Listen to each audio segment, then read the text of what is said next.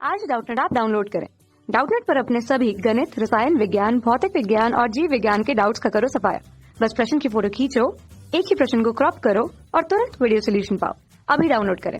नमस्कार दोस्तों, हमारा प्रश्न है कि दोस्तों यहाँ पर हमें प्रश्न पूछा गया कि इनमें कौन कार्बनिक यौगिक का स्रोत नहीं है, ये हमें यहाँ पर बताना है। ठीक है, तो दोस्तों हमें यहाँ पर क्या बताना है, यहाँ पर दोस्तों हमें बताना है कि इनमें से कौन सा जो है यह कार्बनिक यौगिक का स्रोत नहीं है। ठीक है, कार्बनिक यौगिक का स्रोत नहीं है, ये हमें यहाँ पर बताना है। तो दोस्तों हम जानते हैं कि जो हमारे कार्बनिक यौगिक हैं, ठीक है, इनके बारे में हम जान लेते हैं। तो दोस्तों जो हमारे कार्बनिक यौगिक होते हैं, कार्बनिक यौगिक क्या होते हैं दोस्तों, जैसा कि उदाहरण के तौर पे हमारे कौन कौन सा हो गया, जैसा कि उदाहरण के तौर पे हमारे पेट्रोलियम पदार्थ हैं, जो कि हमारे क्या है, हमारे मुख्य कार्बनिक यौगिक होते हैं, जैसे कि पेट्रोलियम पदार्थ। इस पेट्रोलियम पदार्थ से दोस्तों हम अन्य कार्बनिक यौगिक को प्राप्त कर सकते हैं। ठीक है, इसी तरह से दोस्तों होता है हमारा कोयला।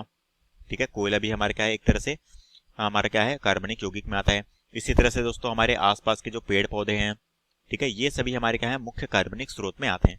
ठीक है, इन्हीं के द्वारा दोस्तों हमारे क्या होता है, कार्बन की श्रृंखला के द्वारा हमारे अनेक प्रकार के कार्बनिक यौगिक का निर्माण होता है। ठीक है, इन्हीं के जरिए। अब हमें बताना है कि कौन सा यहाँ पर जो है कार्बनिक यौगिक का स्रोत नहीं है, ये हमें पूछा गया है। तो एक एक करके हम विकल्प देखते हैं। पहले विकल्प में दोस्तों दिया गया है पौधे। तो दोस्तों हम जानते हैं पौधे हमारे किस में आ जाएगा, पेड़ पौधे में आ जाएगा। ठीक है, पेड़ पौधे हमारे क्या होते हैं दोस्तों, ये भी हमारे क्या है, जीवाश्म ईंधन में आते हैं। ठीक है, यह जीवाश्म ईंधन में हम इसे लेते हैं। क्योंकि दोस्तों यहाँ पर क्या है, यह प्रकृति में क्या है, सीमित मात्रा में उपस्थित है। और इसके द्वारा क्या करते हैं, इसके द्वारा दोस्तों हम कह सकते हैं कि अगर पेड़ पौधे नहीं होंगे तो हमारे पृथ्वी का वातावरण क्या होगा, सुचारू रूप से नहीं चल पाएगा।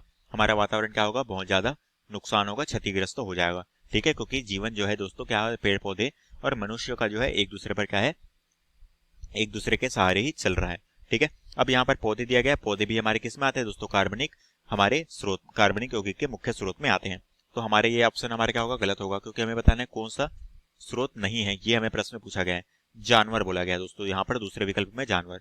तो दोस्तों हम जानते हैं पेड़ पौधे, जानवर, ठीक है, ये सभी क्या है दोस्तों, कार्बनिक स्रोत में ही आते हैं। क्योंकि दोस्तों हम जानते हैं कि जानवरों का जो शरीर बना होता है दोस्तों, जानवरों का शरीर क्यों बना होता है, क्योंकि दोस्तों जानवरों के शरीर में हमारी क्या होती है, बहुत सारी त्वचा होती है, हड्डियां होती है। ठीक है, और ये सभी हमारे जो है कार्बनिक यौगिक के द्वारा ही इन सभी चीजों का निर्माण होता है। ठीक है, तो दोस्तों जानवर भी हमारे कार्बनिक यौगिक के स्रोत में आएगा, तो ये भी ऑप्शन हमारा गलत होगा। ठीक है, यहाँ पर दिया गया दोस्तों कोयला। तो दोस्तों हम जानते हैं कोयला क्या है, कोयला तो हमने यहाँ पर उदाहरण में देखा, ये भी हमारे जीवाश्म ईंधन में आता है, इसके द्वारा एनर्जी प्रोड्यूस की जाती है। ठीक है, और कोयला भी हमारे क्या है, पृथ्वी में बहुत ही सीमित मात्रा में उपस्थित है, ये भी हमारे क्या है, ये भी हमारा कार्बनिक यौगिक में आता है, तो ये भी ऑप्शन गलत होगा। चौथा विकल्प दोस्तों हमें यहाँ पर दिया गया, वो है जल। ठीक है, जल को हम H2O के तौर पे जानते हैं। तो दोस्तों हम जानते हैं जल क्या है दोस्तों, जल जो है यह हमारे कार्बनिक यौगिक में नहीं आता। यहाँ पर दोस्तों ये क्या है, H2O। ठीक है, ये क्या है दोस्तों, ये एक तरह से हमारे क्या है, रासायनिक सूत्र है। ठीक है, H2O क्या है, जल का रासायनिक सूत्र है। ठीक है, और ये क्या होता है दोस्तों, यह उदासीन प्रवृत्ति का होता है। ठीक है, जल दोस्तों एक तरह से हम कह सकते हैं, जल हमारे किस में आएगा, जल दोस्तों एक तरह से हमारा जो है खनिज संपदा में आ जाएगा। ठीक है, ये क्या है दोस्तों, यह एक तरह से हमारा खनिज संपदा के तौर पे हम जल को जानेंगे। कार्बनिक यौगिक अगर हमें यहाँ पर बोला जाएगा दोस्तों, तो यहाँ पर हम देख पा रहे हैं कि H2O हाइड्रोजन है और ऑक्सीजन है, यहाँ पर कार्बन का मॉलिक्यूल नहीं है रासायनिक सूत्र में, तो ये हमारा कार्बनिक यौगिक नहीं होता।